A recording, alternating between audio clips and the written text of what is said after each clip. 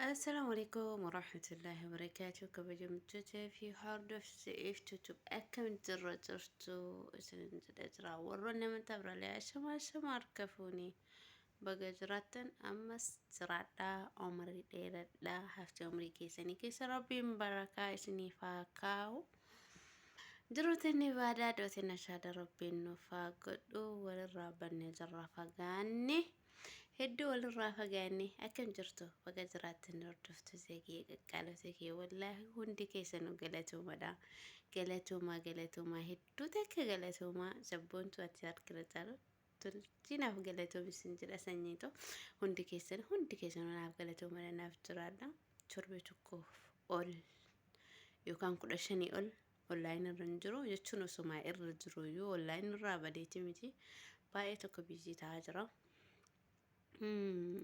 hundi keessanuu naa galatamu isiniin jechuu barbaada. Shin galatoomfadha hawaayibii warri na jajjabeessitan warri hundi keessanuu sabboontotti illee naa galatoomi hundi keessanuu naa galatoomadha.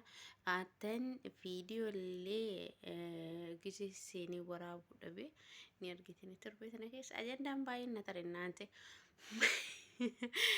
ajandaa baay'eetu na tare jechuudha. Waan isin ajaa'ibu waa takka quban qabu maa'ee kana akkuma isin arreeftu maal qabatte biq isin jettu jechuun keessa waa hin hafne jechuudha. Maal qabadhee dhufeerra maal qabadhee dhufee waa'ee obboleeyyantinaa ijoollee sabaan Itoophiyaawii taate takka ijoollee saba keenyaa taate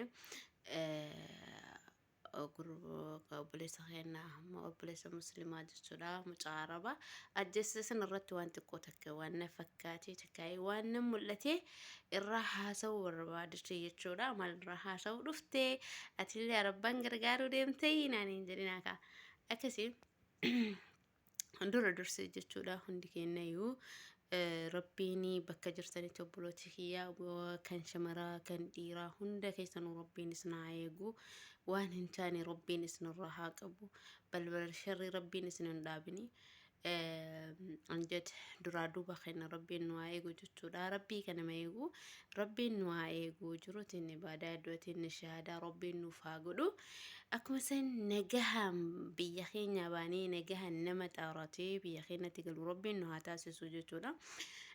Balaan taane rabbiin nutti hin fidini anjad yaanii baay'ee tokko ulfaatadha.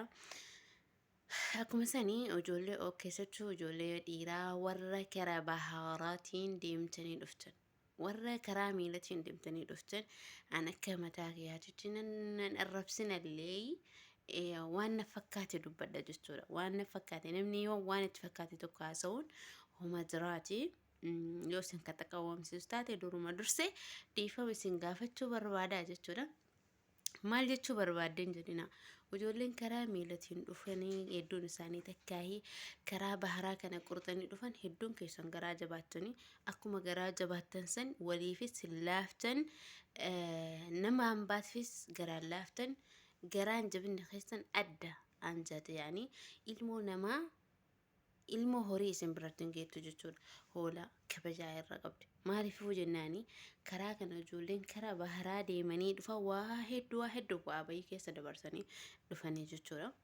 Maaliif isiniin jedhe fakkeenyaaf ijoollee kalee namicha kana takkaahii mucaa arabaa kana ajjeesan waan xiqqoo sababaa itti tahee sababa kanaan ijoolleen Itoophiyaa hedduun isaanii raakamaa jiran.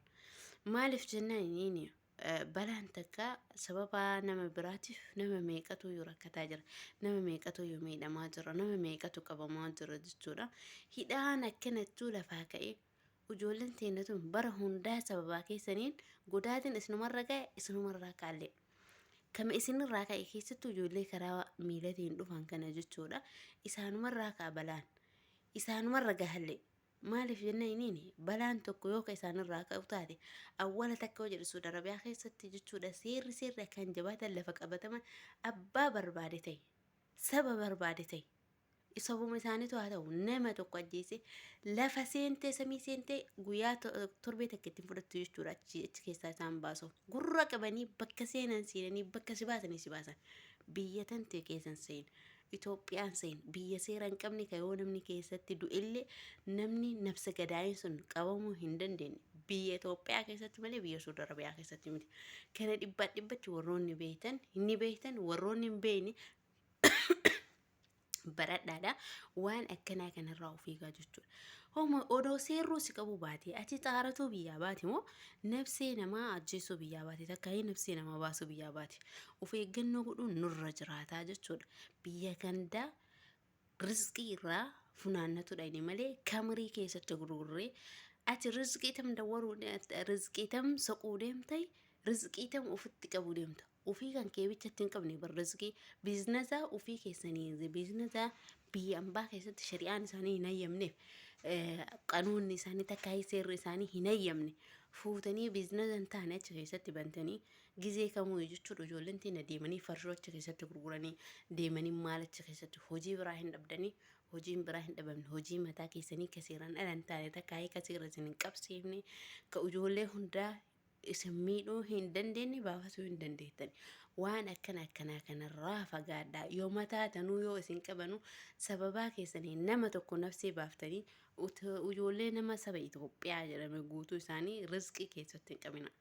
Ijoollee waggaa 4 waggaa 2 waggaa 3 man hidhaa keessa jirtu jira saniinuu mataan nu cinqamaa jira nu rakkachaa jirra haati jaraa hin bootti tadhalti jechuudha isin warra garaa jabaate warra garaan isaanii dhakaa ta'e sidaa waa takka yaaddan haati teessan abbaan keessan teettee booyaa jirti qe'ee. Meeqa kami achi keessatti nafseen baatee haati isaa jechuudha nafseen isaa achi keessatti baatee ilmi zalaalamii isaa laalan haadhatan ta'e garaa isii keessaa bahuu dide baay'eedha jechuudha haadhateen. Haati isheen kara hundattuu hin bootti biyya keessattis hin bootti biyya ambaatis isii ilma biyya ambaatitti illee ilmi isii jalaa hafe isima ilmi zalaalamiin tamadaa jechuudha. Ijoolleen keenya immoo warra hin yaadne ofiif hin yaadu.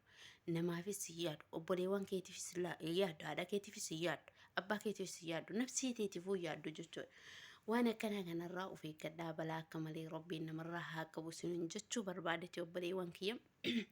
Ijoolleen dura mucaa kana ajjeesan kuni qabamanii seera jalaa akka oolan argisiisaa jirani. Duuti du'a namni nama ajjeessa biyya Saudi Arabiyaa keessatti du'a itti murtaa'a namni nama ajjeessa sijjamar mataan isaatu du'aadha jechuudha. Seera biyya keenyaa itti fakkaate itti fakkeessa sheexaan illee gargaaree waan kana irra dalaganii ijoolleen teenne namaa miti horii qaluu horii afaan hin beekne qaluu meeshaa balleessuu sababa xiqqootiif jechuudha waan akkasii sanirraa of eeggadhaa rabbiin isin haa eegu rabbiin nu haa eegu rabbiin maatii keenya biraa nu baasine gaha maatii keenyatti haa deebisu. Wallaahi duuti illee biyya ofii keessatti tolti maaliif jennaan haadha fi abbaan kan kee qabrii tantee yoo arganuu yoo si sabbarani jechuudha qabri matan teetu yoo biyyatti si arganuu yoo qabri matan teessanuu yoo hin sabbarani amma ijoolleen tun sadiin sababaa jaraatiif jechuudha Itoophiyaa meeqa zabamaa jira. Isin immoo warroonni rabbiin isin laaffisee seeran nagahaan dalagataa jirtan of eegadhaa jajjabaadhaa of eegaa rabbiin isin haa eegu garaagara nan deemina hidhaan Saudi Arabiyaa keessatti qabaan ka'ee jira qaraaran ka'amee qaba qaraaran ka'ee booda dubbiin jajjabduudha gajii alamaa sadii hiitana of eegaa rabbiin isin haa eegu isiniin jedhaan akka mataa kiyyaatitti kanuma isinidhaamaa akka obboleewwan kootiitti jechuudha warroonni dhiirallee ka shamarallee ijoolleen shamaraa warroonni manfaa deemtan warroonni mana ijaazaa deemtan juddaan ta'innaa Saudi Arabiyaa keessatti makkaan ta'innaa riyaadaan ta'innaa bakkuma kamittuu jechuudha of eeggannoo guddaa godhaa faatochee warroonni ijaazaa baatan ijaazaa keessa yoo dhiiftanii tumimatiittan isinii wayya yookaan ijaazaa mana hidhaatitti godhuu yoo murattan mana ijaazaa deemuu yoo lakkii teenee dalagannee haga rabbiin nu laaffisee haga rabbiin gaafa rizqiin teennaa as keessaa kaate kaanee galla jettanii adabadhaa seeran mana taa'aa isiniin jira isin warri dhiiraa immoo of eeggannoo godhaa. Rabbi isinii haa laaffisu garaagara nan deeminaa nafsee teessaniin hin taphatinaa nafsee ilma namaatiillee hin taphatinaa waa tokko yoo balleessuu barbaadan dursaatiniin obboleewwan keessa warroonni karaa baariitiin deeman warroonni akka keessanii wal hartanii akka sheemoo deemtanii biyyaa yaatanii asirtan as keessa jiran jechuudha argitan Saudi Arabiyaa keessatti waan torbee tana keessa tahaa ture kaameraan kara hundatti lakkaa'amee ijoollee meeqa sababa saniitiif dararamaa turanii sababa ijoollee san sadiinitiif jechuudha. وجولي نفسي نمجسني بافتي نمني نفسي ما باسي ها نفسي نسلي يوباتي خلاص عادي ما مشكلة لأنه إنه قد عيدة نفسي نسلي راحة نرقدته كان فو واني ساي واني جرى أم تسني نما عجبت سني أزاز عن جرى نما عجبت سني أزازنيتي متي وجولي جرتو قرانا ناتي يعني وجولي وانت كان كي صار كم جرس إثيوبيا هيف جتشو إثيوبيا ميكا ميدما إثيوبيا ميكا أجيهم غيرو جري سبني ثاني يودو إلا فجلانا مباسو إثيوبيا تكيودوتي كررت سيكتو سانو سيأجيساني عادي بيا كان كيتي تمرقي إيقاما مالي بيا مباتت سب مرقي سيني إيقامو سيف غيروس خيساني تفجتو ganama galgala dul sa'aatii takka daqiiqaa takka hin turin akkasitti irratti dalaganii lafa jalallee isin baasuu danda'anii jechuudha. Dachee torban tana jalallee odoo seenanii hin baasan. Kanaafuu of eeggannoo godhaadha. Rizqii teessan funaannadha. Nagaa hangalaa damoosa illee yoo isin hin kennin damoosa ji'a takkaa dhiisaa biraa kutaadha. Irra caaltuun nafsii teessanii biyya kana wanni laffaatanii dhuftaniif fooyyessuufi malee nafsii teessanitti taphatuufi miti. haadha teessanillee hin boochisinaadha. Haati teessan biyyaa boohaa jirti. Asii yoo asittillee isin rakkattanis asittillee isinumaa bootti. Dargaggeessi biyyaa gabbahee akka gaarii deemee akka gaarii itti bashannanee itti deebi'uu hin danda'u. Biyya keessafis akkanuma biyya alaatittis yoo akkanuma taatan ganamaa galgala hirriba dhabdi jechuudha. Haadha teessanillee hirriba hin dhoggina. Mataa keessanillee fayyaa of hin dhoggina. Dagayaan taa hooloti teessan tiifadha asallakum irra isinii wayya akkanatti fakkaatetti jechuudha. Akkasii yoo isin aarsii takkaahii isin taqawwamsiisee dhiifama naa godhaadha. Hedduun keessanii jechuudha hundi keessanuyyuu of eegaa arabban tuqurra of eeggannoo guddaa godhaa. Maali waan nafsee baasaa darrasii kagayii mala biraatu dhabame. Kanaafiyyuu waan akkasii kanarraa nafsii namaatiin taphaturraa namni nafsii namaatiin taphate nafseetiitiin taphattee of beeki. Gaafa nafsii namaatiitti tarte nafseetiitti tarte beeki. Akka rabbiin rahmata isaanii haa godhu ustaazaa odoo deemu ajjeesanii namni ajjeefame hanqarraa hin argamne biyya kanatti torbee takka keessatti dhiisi waggaa 70 gadaayii tokko arguu hin danda'ani jechuudha. Itoophiyaa keessatti biyya baatitti laa. والله اللي كان يقول ولا كأنغو قبو تهي بوليسي تهي كبوليسي تهي مسؤول أفرت فرتني جتشود أسيسو كان بكا كم كيس جتشود لفاسي باسا لفجلا ودو سمعي تربان اللي باتي سباسون دابو قانون نسودي كون جتشود باي تقول فاتلا نجب هذا ربنا سنعي قبري وانكيا جارت ليكا musiibaa rabbiin namatti buusee wanni godhan hin jiru haa dandeessisu. Isin immoo warri biraa fakkeenya jara kanarraa fudhadhaatiniin of eegaa. Biyyan baa keessatti waan tokko balleessitanii gurtakka dhaquu hin dandeettanii gurtakka illee seenuu hin dandeettanii warroonni onni akkasii isinirra jirtu qalbiin akkasii isin gootee akkasin isin feesifte sun warra keessatti biyyatti dhiiga barateellee ta'uu ni mala kara biyya Itoophiyaa lolaafis barbaadaa Dooktor Abiyyi deema.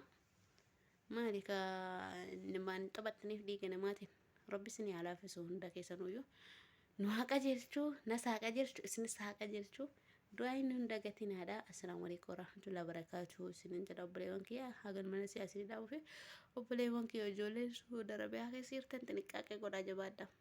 Of eeggannoo guddaa. Haga viidiyoo biraatti walitti deebinutti. Assalaamu alaikum warahmatullahi wabarakatuh.